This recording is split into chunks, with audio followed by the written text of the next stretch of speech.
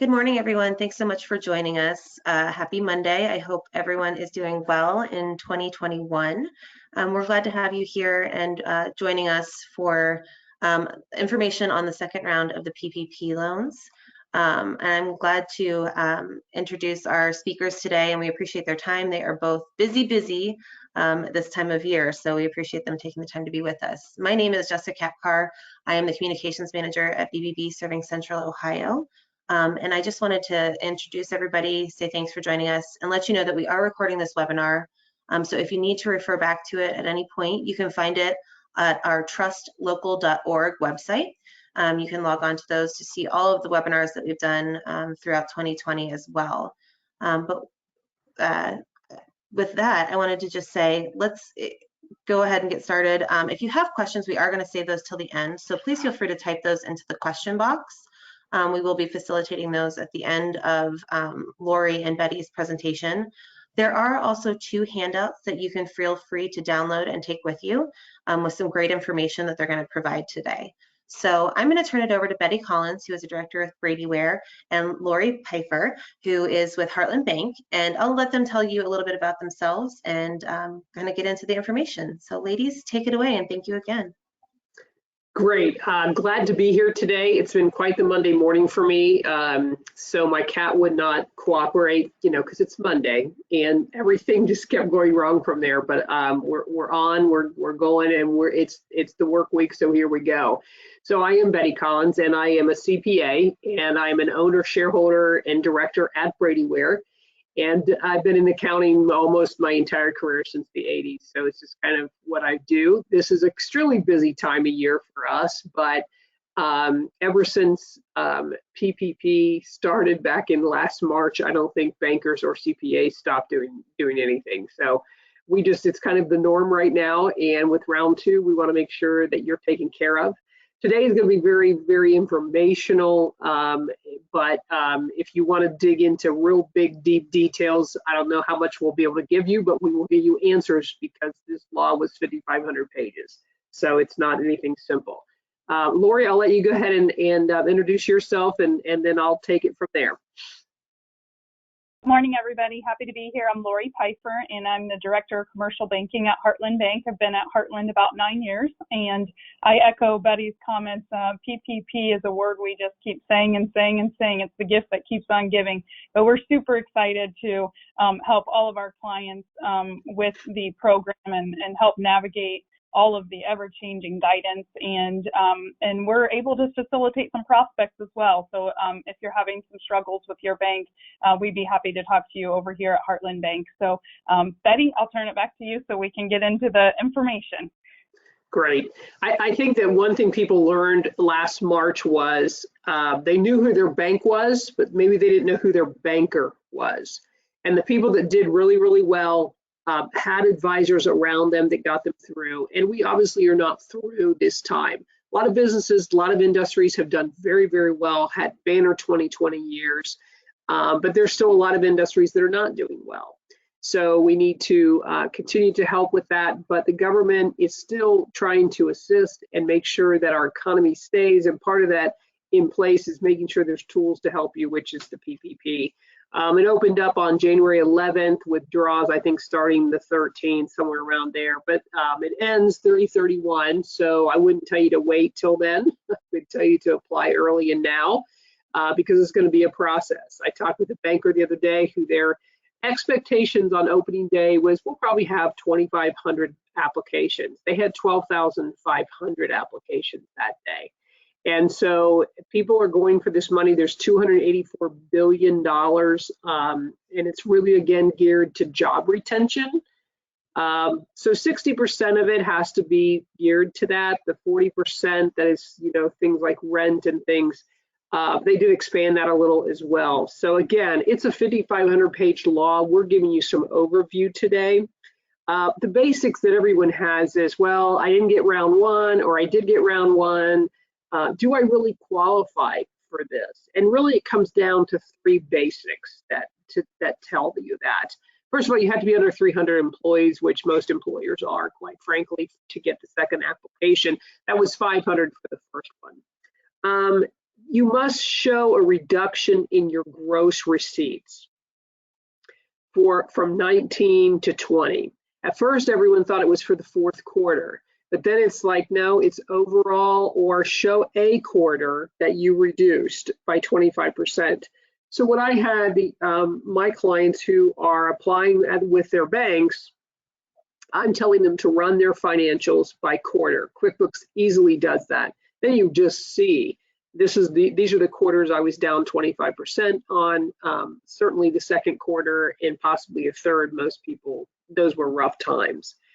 So you have to make sure you have that in place, and then you have to provide evidence that you have been forgiven. It's in process to be forgiven. I will let Laurie talk a little bit about, and every bank is going to be different with what they want in documentation for that, but you do have to show the forgiveness on that first loan. So you want to make sure that so those are the three basics.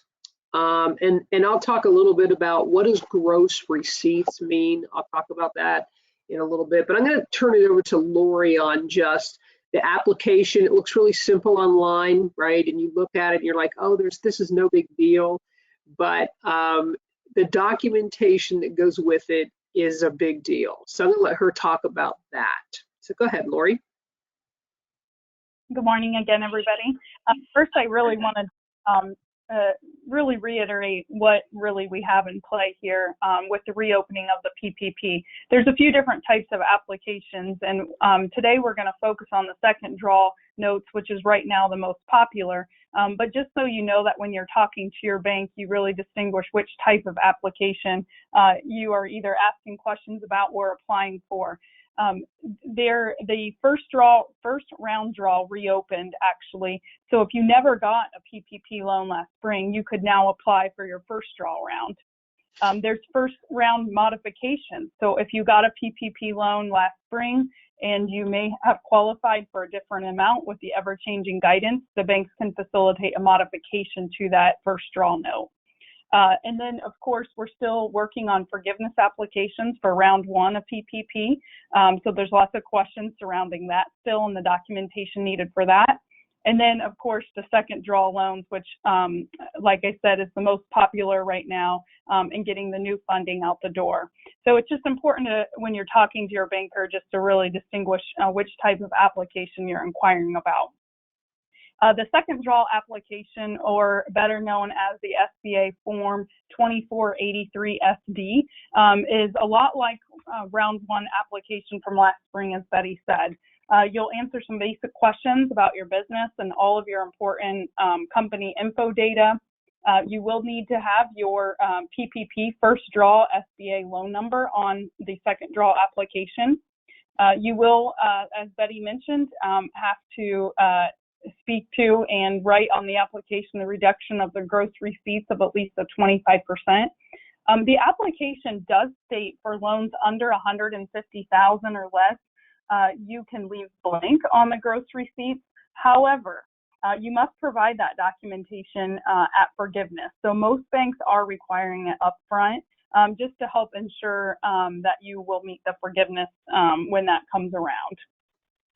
There's on the bottom of the page of that first page of the application, there's just some standard SBA questions such as, are you a franchise, U.S. principal, place of residence, some questions about whether you've been suspended, debarred, incarcerated, convicted, etc. And then the second page of the application, you really get into the certifications and just really state that you acknowledge that you were in operation as of February 15th, 2020, that the current economic uncertainty makes this loan necessary to support your ongoing operations, and some other questions there that you would have to initial. So with that, it's a pretty easy application. Most banks are taking it online through a portal, but you can also apply just directly to your banker on a written application as well. Eligibility for first and second draw loans is really for sole proprietors, independent contractors, self-employed individuals. There are certain nonprofits out there, seasonal employers, faith-based organizations, housing cooperatives. So there are a lot of businesses that are eligible for this round. So as Betty said, every bank is probably requiring just a little bit different documentation. So I will cover what Heartland Bank is requiring quickly, and that'll get you pretty close to probably what your bank is requiring as well. But to determine that loan amount for the second draw, you'll obviously need your payroll tax documentation, which could include the Form 941, 943, or other similar information. If you're a partnership, the 1065K1s are also required. And then if you're self-employed, Schedule C is required. And a lot of questions that we're getting around the Schedule C is that they don't necessarily have that filed yet for 2020. And the ruling just states that we have to have a draft of that Schedule C. So it does not have to be filed yet, but that's what's keeping all the accountants really busy right now as well. On the self-employed borrowers, we could take the 1099 as well. And then also to prove that quarter over quarter for a self-employed borrower, we actually could take bank statements. So just know that that could be an option if you're trying to show the 25% reduction in your gross receipts. So with that, I will turn it back over to you, Betty, and cover some more information. Great. Thank you very much. So, you know, from an accounting perspective, whether you're applying for the loan or not, we think, you know, it helps you when you're getting the loan, by the way, that you have this stuff split out. But there's certain things you should be thinking about with your CPA and with your accounting department on how you present 2020, right?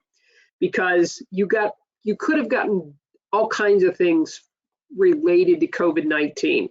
I mean, the city of Whitehall put out grants for people. There were some chambers that did that.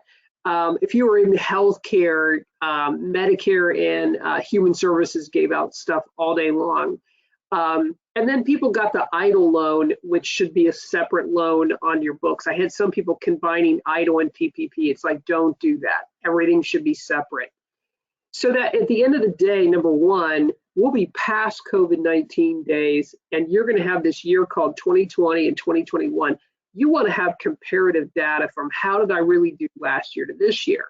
So whether you have the PPP forgiveness or whether you got grants or such, you need to make sure you're splitting that out on your revenue sections so that you can see it, because you do not want to include that in your gross receipts for the loan. Right now, guidance is very gray, but we believe that those things will not be counted, okay? So separate all the funding. Make sure if it's loans on your books still, they're separated. If it's revenue as it becomes forgiven, don't just put it in other income. I think you need to have it separated. When you know you are forgiven from your loan, there's a lot of opinions on when do I take it from a loan to I put it on my income statement. And really, when you know legally that you are released from that, that's when you should be doing it. I would tell you personally, from an accounting financial statement look, you know, gap, and you have a tax return, I would do it in 2020 if you're forgiven in 2020. That way you have it all happening in 1 year. We got the loan, we've gotten forgiven. Again, you want it separate because it will not be taxable. That was definitely defined in this latest COVID CARES Act. So before it was, oh, this is going to be taxable income when it's forgiven. It is not now. So they're going to count it kind of as a dividend. So again, you want that separate on your financials so that your accountant does not count that as taxable income. And then you've got BBB refunds, I wish, BWC refunds. So your workers' comp gave back your premiums basically that you paid that they didn't use or you didn't use. Again, I would have that separated on your financial because you don't want to include it in your PPP loan applications, and you want good presentation so you know that this is what I really made money on, and this is why I did make money because we got these things. And then if you can, I would split your expenses that relate to COVID-19. if you had to buy a tremendous amount of PP products, if you had to have certain payrolls to keep people, or whatever it was that was in related to COVID that you wouldn't have probably in the future. We might be all buying a lot of PPE products, but there will be some things that definitely will go away. Again, from an accounting perspective, so you know what you made money on, what related to COVID in 2020 and even in 2021. I think that's a good thing to do. And it will also help your PPP loan application. And you never know, there may be even more money coming out. They're debating that right now, another 1.9 trillion. So who knows what that's going to look like, right? So you want to be prepared with your financial statements to look and know what's really operational and what was related to this pandemic. So some of the common questions that we are getting asked. When I say we, at Brady Ware, we have a task force just for COVID-19 because the amount of law and rules and change, and then they made all those, right? We would get a bill passed on a Friday. Our clients were calling us by Saturday, so we set up a task force because it's too much to know. It's 6,000 pages, you name it. Then on top of the law passing, all of a sudden, and Laurie will attest to this, there's constant guidance. The law said this, but we say, we think this is what this means. But probably the heartburn that people have right now is what is included in the gross receipt calculation. And I'll let Laurie follow up after I kind of get there, because you got to prove this 25% decrease. And again, if you have anything related to PPP grant or for loan forgiveness, or you got money in any capacity, that is not included in your gross receipts. It has to be broken out. That is the guidance right now.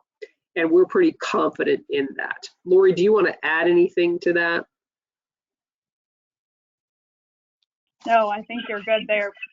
Okay, all right, so just that, it's really important. And of course, the BWC, the same thing, those things. So everyone's going, do I count that? Do I not count that? Does 25% mean overall? Is it in quarters? And you definitely, it can be a quarter, so you need to show that. And the other thing that relates to that gross receipt, then on the application, you are signing saying that you are in need of this money. And I have people, I don't think that's the exact line, but Laurie can, on the application, could tell you, but you have to show that you have economic cause. And you're like, I had a great year. What do I do in getting more PPP? Can I or can I not? Well, the pandemic is not over. And even last spring, when people thought this really isn't affecting me per se, I'm not in retail, I'm not in restaurant, but geez, what's really going to happen? And nobody knew in March, April, and May that we would come out and, you know, build back the economy like it was. Well, when you throw $6 trillion, $7 trillion at something, hopefully it comes back, right? And that's what the Trump administration did at that time. And I believe the Biden administration is going to continue that. So we still don't know the economic outcomes right now. And so I think it's really okay to say, yeah, I have economic concerns because we don't know what 2021 is going to do. I think where we'll come into play of the economic concern question is they'll look at your application when it comes to forgiveness for round 2 and say it probably won't be as easy just to get it forgiven, right? They're going to look at how you spent the money. They're going to make sure that you spent it 60% on your payroll. It's really geared to keeping people paid and employed. But they're probably going to look at it a little bit differently with forgiveness. Again, it's a $5,500 bill. There'll be a lot of guidance on the forgiveness piece of this. So you're dealing with, what do I put in the gross receipts? We already talked about that. And then I'm going to say that I'm in economic need. But then when it comes to forgiveness, and I think you're good inside because you're signing something very, very clear. You're saying I'm in economic need, and at the same time you're saying I have all kinds of money in the bank and I had a banner year. But it really is, are we going to stay this way? And we don't know that. So when you answer the question, I think it's okay to answer it that way. But then you're saying at the end of the day, are they going to forgive this? They may not, because they may say you probably didn't need this as much as you did that first one. That's all subject. It's all gray. That's my opinion. Okay. Laurie, did you want to add anything to that? I saw you with your. No. Okay. Yeah, I think Donna I did want to add one of the items on the application is that you, for round one, you have to state that you've used the funds for the purposes of intended. You don't necessarily have to have applied for your forgiveness yet, but there is a certification on the second draw application that you've spent those funds on what it was intended to be from round one. Correct. And, you know, they said for round one, it was if you got over $2 million, you were going to be audited. That's still in play. They're not going to audit every one of these loans. There's no way that they can possibly, but you are signing with your bank, you're signing with the SBA that, hey, I need this, I'm spending it correctly. And if you could be subject to audit one day, I don't know if it's even probable that, hey, we wanted to see how you spend it and that you had economic need. So just keep that in mind. And again, the last other question everyone's asking, is this going to be tax-free like the other loan? And I would tell you, I don't know. I was honestly very surprised that they did the first one tax-free because they gave you money pretty quickly. They said use it for payroll, et cetera, and not realizing that probably would have the economic recovery we did during this time. So for somebody who got $500,000 and now they got to give 20% of it back, they just said we can't do that because we're still not out of the woods. This next round, I don't know that they will do that because they've borrowed a lot of money and they've written a lot of checks and they may not have the balanced budget to do that. So something that is in this bill that's really, really important, and I'm not going to spend a lot of time on it today because you have to know a lot to know about it, but I want you to be aware of it so that you can ask your CPA about it, or if your CPA doesn't know about it, please email me and I will get you to our task force. But there is an employee retention credit out there. It's really what it says it is. Because you have employees and you retained them, there is ability to get a tax credit. A tax credit's beautiful. It's not reducing your taxable income. It's a true credit. It's almost like you paid something in. And I've attached, as pared down as I can, an attachment that kind of explains it all in layman's terms. But if you still walk away from it and say, I didn't understand it, call your CPA. If they don't know about it, please email me and I will get you to Mary Colgate on our team. She has headed this up. It's not anything simple, but it did have a big change in this round two. It's why I brought it up. A lot of people really didn't qualify for this credit in the first round. A lot of employers will qualify for it in the second.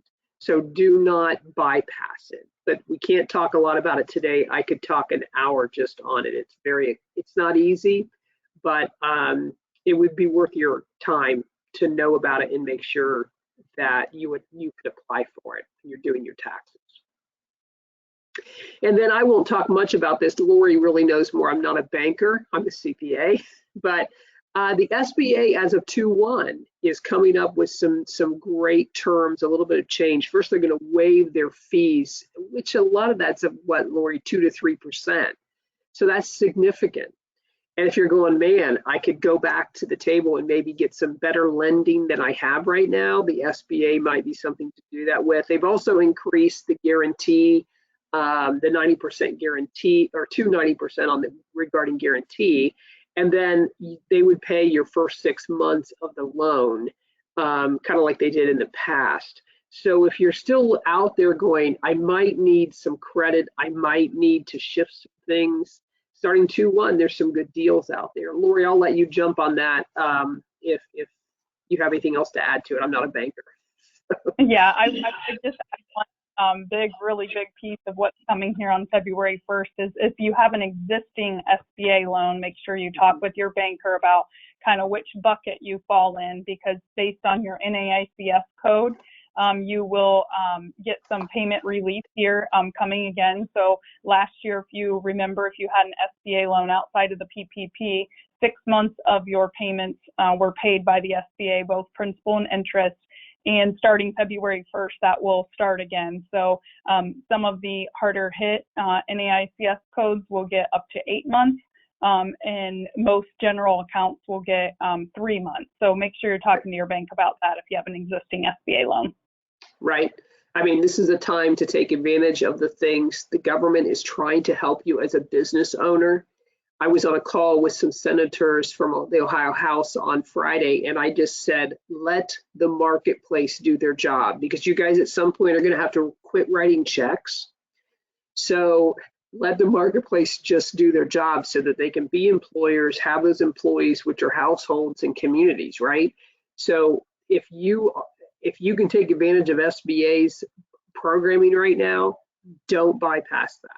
Make sure you do it. You got to have a banker in your life to understand that. So, but that's not me, but that would be Laurie. So, just some key updates that is in this round 2. So one of them is that, you know, everyone, when they first did it, it was you got to cover payroll for 8 weeks. Now it can be any length between 8 to 24 weeks. It's really kind of how it works for you when you get it. Whatever meets your best needs is what you need to look at. It's also covering additional expenses. So last time it was 70% employees, now it's 60%. But there's other things like operational expenditures, property damager costs, supplier costs, and worker protection expenditures. So you need to make sure that you're just looking at it to go, hey, you know, there's other things that we can put on this application this time. So I would challenge you to do that. Another thing that they added was that a 501c6, which generally is like member organizations, the best one I would go, like a chamber or something like that. Those are now eligible, as long as there's not lobbying attached to it. You have to be very careful with the lobbying aspect, but that was a new thing that they added to it. And then they're going to provide a lot more flexibility for seasonal employees. You know, last March it was maybe your employees are seasonal. I mean, you're not having payroll till the summer, or your payroll's all in the winter, and here you are in the spring and it's your downtime. So they're doing a little bit more with seasonal employees. So that's a good thing. And then of course, Laurie kind of addressed this, that if you didn't get the first round, you could go back and get the first round and start from there. Or if you got the first round, but you could have gotten more money, they'll let you revise that. So they gave that flexibility in this $5,500 or 5,500 page report. And then, as you'll see at the end of the handout, there's just guidance. I put some links on there of where you can find more information to do your due diligence. But I would tell you, your banker probably knows, your CPA should know to get you through this time, because this is tough stuff. So don't bypass the SBA right now. Get on board and get some things to your advantage. Take advantage of those employee retention credits, and then make sure you get your documentation done really, really well, so your banker can just push the button and go. If it could be that simple, right, Laurie? So now we're going to open up some time for, if you have questions, we'll do our best with that.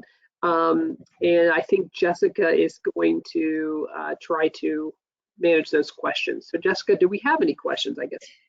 We do not have any questions yet. Okay. But I would be happy to, again, just feel free to type them either into the question or the chat box, and I'll be happy to facilitate those for anybody who may have a question. I do want to also remind everybody that we have now 3 handouts that you can grab. If you just click under the handouts box, you can download those and refer back to them. So yep, hopefully everybody sees it maybe towards the bottom of the GoToWebinar platform. Okay. So you can feel free to download those. I don't see any questions coming in yet. So, okay. You know, Again, go ahead, Laurie. I was just going to say, while we're waiting on the question, the additional handout we just added to the GoTo was just really Heartland Bank's fact sheet and calculation sheet. So again, talk to your banker about what they need. But within that document is just some general calculation steps for Schedule Cs, farmers and ranchers, seasonal employees. So check that out if you are confused about how to calculate your loan amount. And then just wanted to really go back and add, when we talked about the first round modifications, where you could modify your first loan PPP, we're seeing those here at Heartland, just primarily relating to the seasonal employees. So like Betty said, there was mass confusion around seasonal employees last year, and that's where most of our modifications are coming from right now. Great. And I'd be happy to send those documents. I'm sorry, I would be happy to send those documents to all of our attendees after the webinar is finished as well. Yes, please do that so they have our contact information, because if you have any questions, this is your moment to talk to a CPA for free. I would take advantage of that. And but especially on the employee retention credit, making sure you know what that is and doing it. I shouldn't say it's extensive. There's a lot to it, but your payroll company and your tax professionals will know how it will all flow. You just don't want to miss that opportunity in getting those credits. So, and best of luck to you in getting PPP money. We as business owners have got to keep the marketplace going and doing what it takes.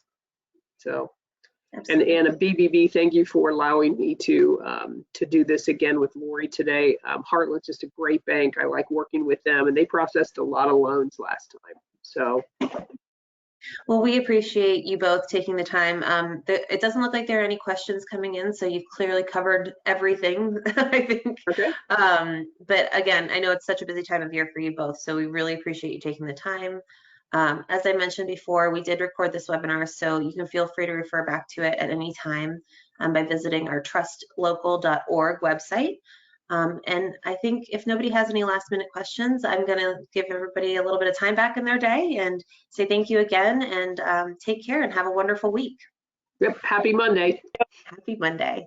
Thank you, ladies. Bye. Bye-bye. Bye.